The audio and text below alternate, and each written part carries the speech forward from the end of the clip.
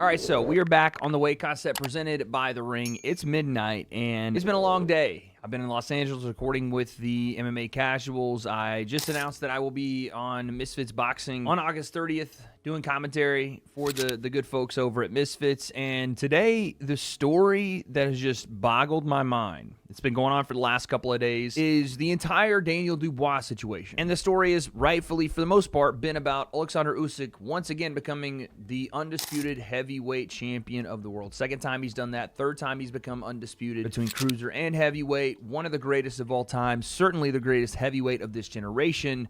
That should be the story.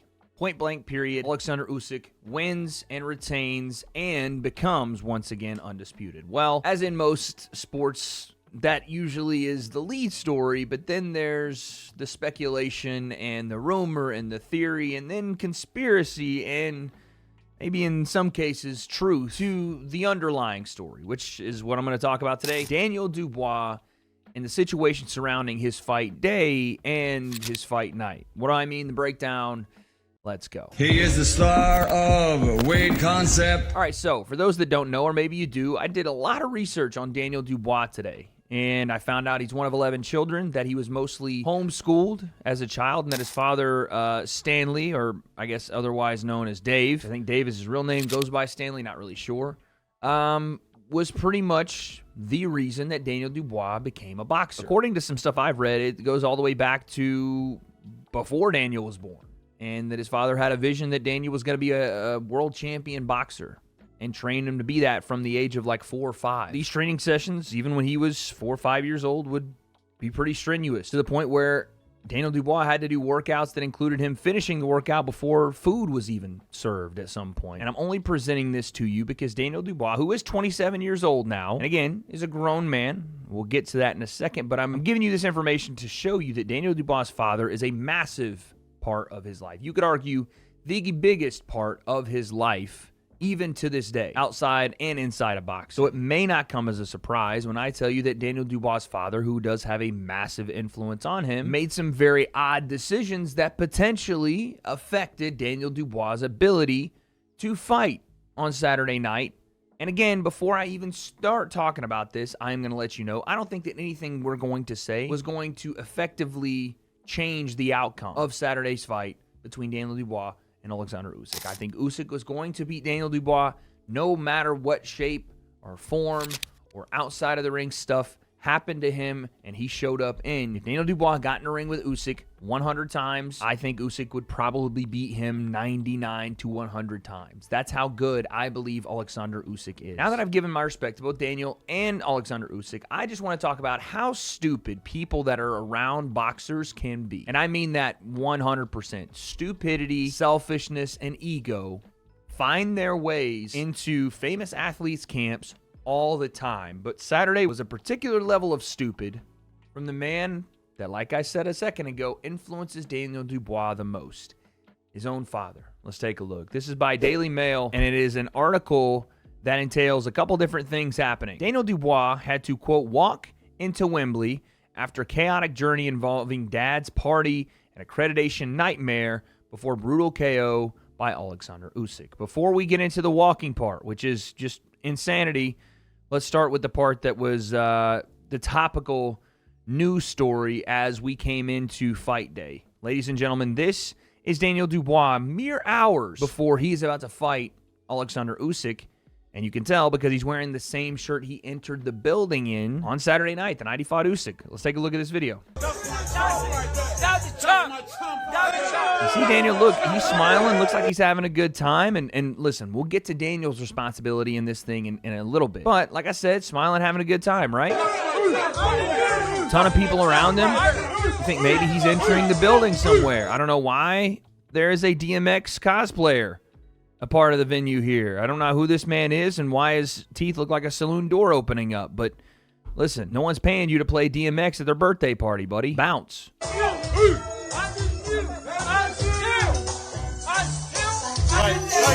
Guys, come on. So again, you see here, and we're probably going to get demonetized if I keep letting it play, but look at all these people. Guys wearing a Los Angeles Angels hat in the middle of London. Guess it fits the fake Ralph Lauren, but as you can see, there are a ton of people gathered at Daniel Dubois' house. Again, we talked about Daniel Dubois and how he was raised. Daniel Dubois still lives at his parents' house at 27 years of age. Daniel Dubois was homeschooled. If you've watched Daniel speak in public, there's a clear delineation from social interactions and the way that he approaches conversations and how he responds to questions. I'm not going to make accusations on a man's personal life, but from what I can see, Daniel Dubois does seem to struggle with a lot of social interaction. So, knowing that, and the fact that he has not been formally schooled, that he's schooled by his father, protected by his father, raised by his father, why on God's green earth would his father or anybody on their team think that this is a good idea to have, well, as again, you'll see here, dozens upon dozens of people just around Daniel at his house with music blaring, people having drinks. It's a party. It is a party. And I know what Don Charles got on TalkSport yesterday and said it was a gathering, not a party. Bullshit. A bunch of people that had no business being at that house. By the way, a bunch of people that Daniel Dubois didn't even seem to know, as according to, actually, the report was done by the Times. I apologize. As I'm going to read an excerpt here from this article. It states, a few hours earlier in the opposing locker room, the contrast could hardly have been starker. Daniel Dubois had not arrived to Wembley until 8:20 p.m. on Saturday, less than 90 minutes before he was due to make his ring walk. Again, we'll get to the party, but just the interlude to that. You have an hour and a half before you're about to make your walk. And I'm not saying you have to be at the venue all day, but every sports event I've ever been at, I'm not there an hour and a half before the game starts because that's usually when we're about to let the fans in. You know, the people that are going to sit there and watch you do your thing, not the people that are going to actually go and fight each other.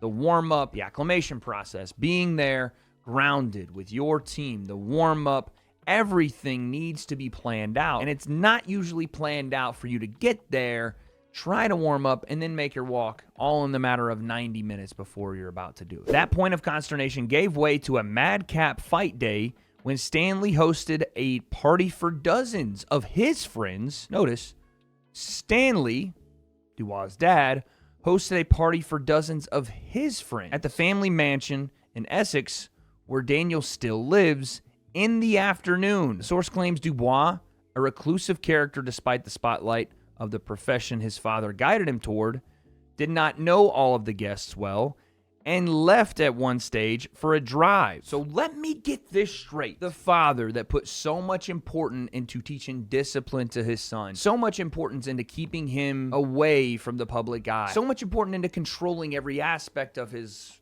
life, I mean, from what everything I'm been reading here seems, decides to put his son, who is clearly not great, again, in social interactions, around the father's friends, not even the son's friends, to the point where Daniel himself gets so uncomfortable on the day of his fight with so many people around that he has to get in the car and drive around just to get away from that and keep himself locked in or keep his mind at ease. We thought that was a winning strategy. And before the people start in the comment section or wherever telling me they did this for the AJ fight, Wade, I heard that. I heard that story when this started coming out, that this is what they did for the AJ fight, and you don't rock the boat if it's working. I'm sorry. Exceptions do not make the rule. Just because pure chaos happens and Daniel is such a good boxer and rose to the occasion when the AJ fight happened, and despite all of these things, these weirdo distractions that no one in his position should be subjected to, especially with his demeanor and his personality, despite all of that, he's able to succeed, doesn't mean that's a formula for success. It means that Daniel Dubois on that night against AJ was great, in spite of all the bullshit that happened to him either the week of or day of. Because I heard that clip from Don Charles on TalkSport today talking about, well, if it ain't broke, don't fix it, or that's the same formula we've been using. Not saying it's for everybody, but it works for us. Clearly works because he won the AJ fight. Absolutely moronic to think that's the formula for success.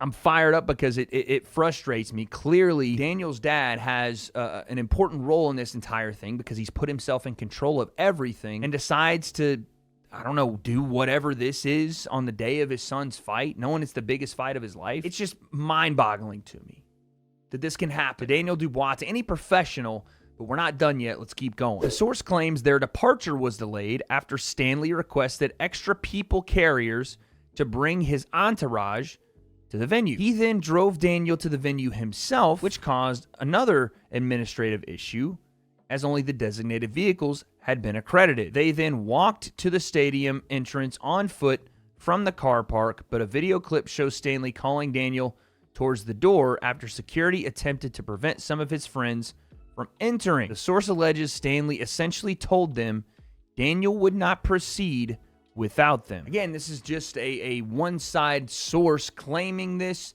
but it doesn't seem like there'd be a need to lie about something like this, and there's pretty excruciating detail for someone to lie about. But not only does Daniel's dad stage a party hours before, not like in the morning, hey, everybody, thanks for coming up, hours before the fight is meant to be scheduled, in an environment Daniel is so unfamiliar with, and he's clearly not comfortable in, to the point where Daniel himself asks his father to leave and drive around for a bit. Then they come back. They're further delayed because Stanley needs his entire entourage. Again, not Daniel's entourage, not the actual world champion's entourage.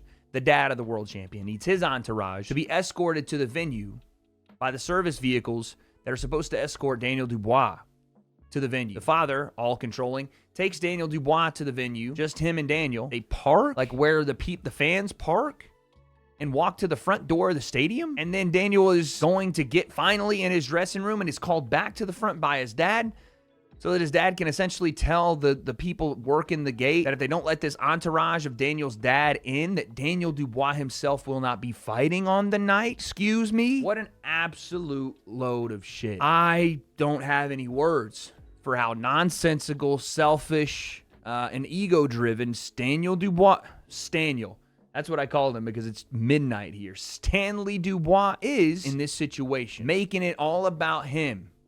When his son, all the things he taught his son, all the things they sacrificed, all the things Daniel sacrificed and listened to his father for throughout his life to get to that point, trusting his father, and his father putting him in the worst position possible on the day he's supposed to go and fight. And yes, I'm making a big deal about this. And again, I don't think that it ultimately would have changed what Usyk was going to do to Daniel Dubois on Saturday night, because Usyk is an all-time great. Just like I said in my video a couple of days ago, Daniel Dubois started the fight okay, did what I think he was supposed to do to try to at least mix this fight up a little bit and have some modicum of success. The problem is, it didn't matter.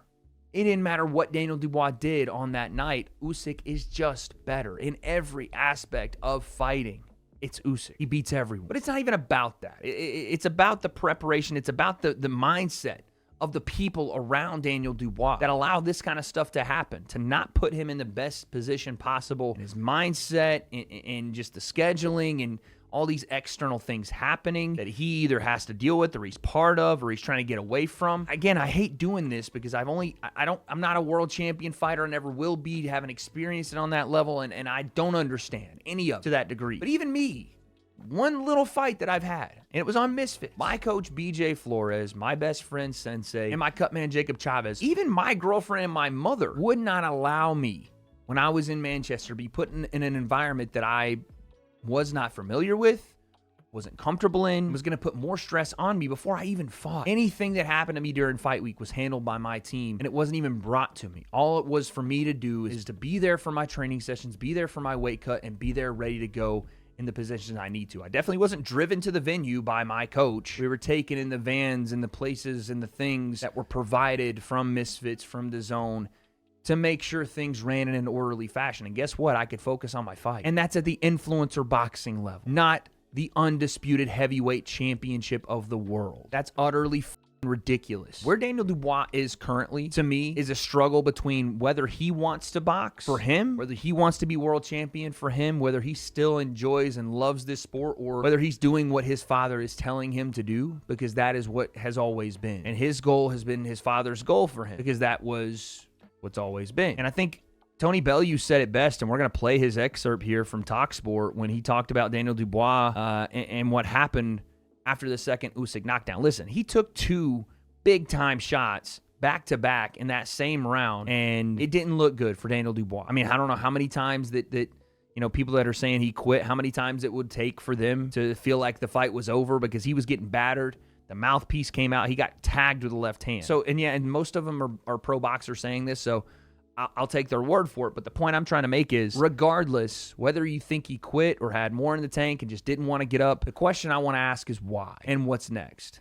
Here's Tony Bellew. I feel so sorry for Daniel because I just think he's a lad who's so regimented in his ways. He gets into fantastic shape. He's a proper machine, guys, and he's had a really good career.